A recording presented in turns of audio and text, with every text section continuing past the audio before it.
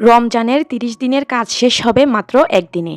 Hello everyone, আসসালামু আলাইকুম। আজকে আমি আপনাদের সাথে রমজানের জন্য খুবই সহজ এবং মজাদার একটি ইফতার রেসিপি তৈরি করে দেখাবো। সারাদিন রোজা রাখার পর বিকালে ইফতার বানানোটা একটা ঝামেলার কাজ।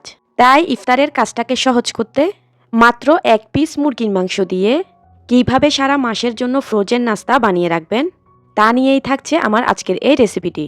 তো আশা করছি আমার আজকের এই সহজভাবে তৈরি ফ্রোজেন ইফতারের রেসিপিটা আপনাদের সবার কাছে বেশ ভালো লাগবে। নাস্তাটা বানানোর জন্য আমি এখানে ১ পিস চিকেনের বুকের মাংসটা নিয়েছি, আর এখানে নিয়েছি ৫টি মাঝারি সাইজের সেদ্ধ করা আলু। এখানে আমি চিকেনের পিসটাকে অফ ক্যামেরায় সামান্য একটু হলুদের গুঁড়া দিয়ে ভালোভাবে সিদ্ধ করে নিয়েছি, আর আলুটাকেও আমি অফ ক্যামেরায় সিদ্ধ করে নিয়েছি। তো এবারে আমি একটা বড় সাইজের মিক্সিং বোলের মধ্যে এই সিদ্ধ করে রাখা চিকেন এবং সিদ্ধ করে রাখা আলুটাকে নিয়ে নিচ্ছি। এবারে আমি চিকেনটাকে হাতের সাহায্যে এভাবে ছোট ছোট করে ঝুড়া করে নিব। তারপর আমি সিদ্ধ করে রাখা আলুকেও হাতের সাহায্যে এভাবে ভালো করে ম্যাশ করে নিব। সবকিছুকে একত্র করে আবারও ভালোভাবে একটু ম্যাশ করে নিব। আলু আর চিকেনটাকে ম্যাশ করে নেওয়ার পর এবার এখানে আমি দিয়ে দিব ৪-৫টা কাঁচামরিচ কুচি, ২টা বড় সাইজের পেঁয়াজ কুচি, ১.৫ কাপ গাজর কুচি, 1/4 কাপ পরিমাণ পেঁয়াজ পাতা কুচি আর 1/4 কাপ পরিমাণ ধনে পাতা কুচি। সব কিছুকে এবারে আমি এই মিক্সিং বোলের মধ্যে দিয়ে দিচ্ছি। এবারে দিয়ে দিচ্ছি ১ চা চামচ পরিমাণ ধনিয়ার গুঁড়া, ১ চা চামচ পরিমাণ দিয়ে দিচ্ছি জিরার গুঁড়া, ১ চা চামচ দিয়ে দিচ্ছি চিলি ফ্লেক্স, চাট মশলা দিয়ে দিচ্ছি ১ চা চামচ, দিচ্ছি ১ প্যাকেট ম্যাজিক স্বাদে মশলা, দিচ্ছি ১ চা চামচ বা স্বাদ অনুযায়ী লবণ। এবারে দিয়ে দিব ৩ টেবিল চামচ পরিমাণ টমেটো সস। এবারে সব কিছুকে একসাথে আমি হাতের সাহায্যে খুব ভালো করে মেখে নিব। এখানে আমি বাইন্ডিংয়ের জন্য এ পর্যায়ে দিয়ে দিব 1/2 কাপ পরিমাণ ব্রেড ক্রাম্বস। আমি কিভাবে বাসায় খুব সহজে ব্রেড ক্রাম্বস তৈরি করি তার রেসিপি কিন্তু আমি অলরেডি আমার চ্যানেলে আপলোড করেছি, আপনারা চাইলে দেখে আসতে পারেন।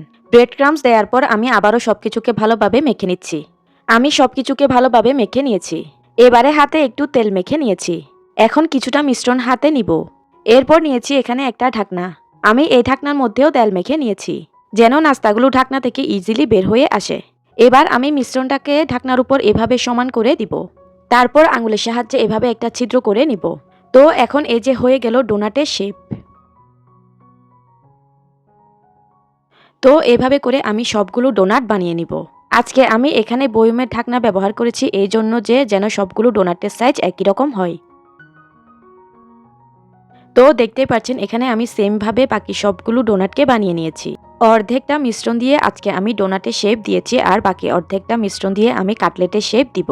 এখানে আমি একটা কাটিং বোর্ডের উপরে বাকি সবগুলো মিশ্রণকে নিয়ে নিলাম। এরপর স্প্যাচুলার সাহায্যে এভাবে একটু সমান করে দিচ্ছি। এবার আমি এগুলোকে ছুরির সাহায্যে এভাবে লম্বালম্বি করে কেটে নিয়ে এরপর ছোট ছোট করে কাটলেটের শেপ করে কেটে নিব।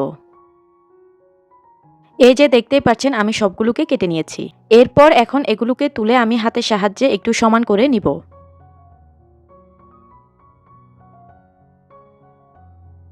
এই তো দেখতেই পাচ্ছেন এখানে আমি সবগুলো কাটলেটকে সমান করে নিয়েছি। দেখুন এখানে আমি কতগুলো নাস্তা বানিয়ে নিয়েছি।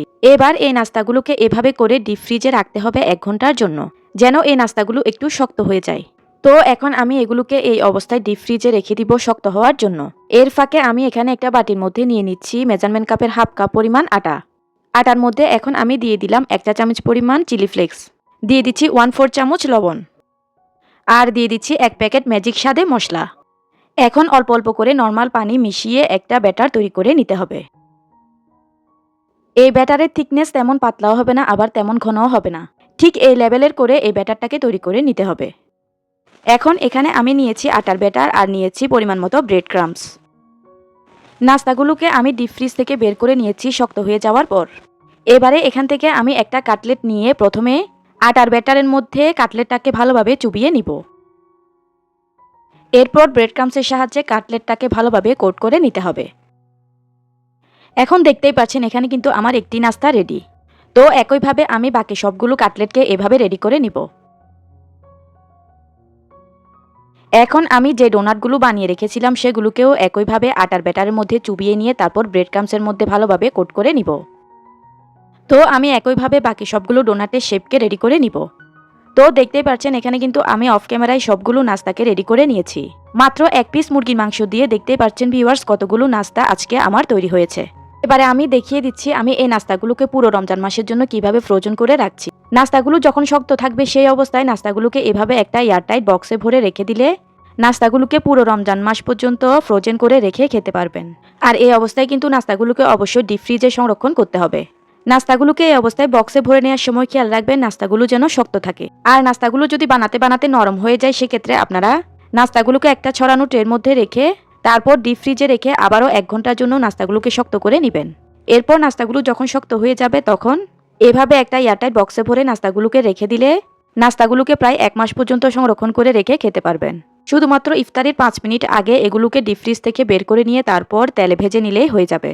আর নাস্তাগুলোকে তেলে ভেজে নেওয়ার সময় অবশ্যই কিন্তু নাস্তাগুলোকে চুলার আঁচ কমিয়ে রেখে তারপরই ভেজে নেবেন। নাস্তাগুলোকে কিন্তু ডুবুতলে ভেজে নেওয়ার প্রয়োজন নেই।